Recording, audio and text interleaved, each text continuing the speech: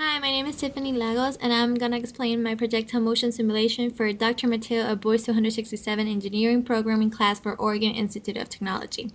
So this is my projectile function, and it takes three parameters.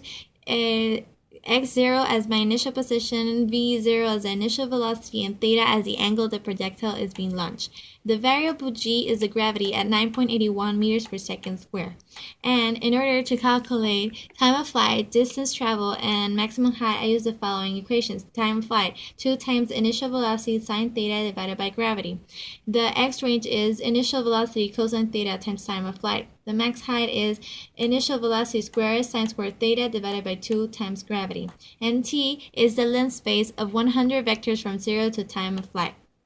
Now, to calculate the velocity in the x direction and in the y direction, I use initial velocity times cosine theta and initial velocity times sine theta respectively.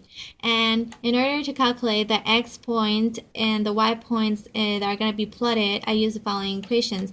Vx times t plus initial velocity, and for the y point, negative gravity divided by 2 times t squared plus velocity in the y direction times t.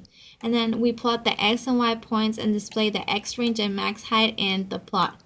For the for loop, we're basically doing from 45 to 85 in increments of 5 to simulate change in theta. The initial position and initial velocity are constant at 0 meters and 20 meters per second respectively. And those are two examples are to test the functionality of my function, and in both the initial position is 0 and the initial velocity is 20, and the angle changes. The first one is 50, the second one is 60, and we're trying to calculate maximum height reach and the range of the projectile, which are going to be displayed in the graphs once we run the section. Thank you.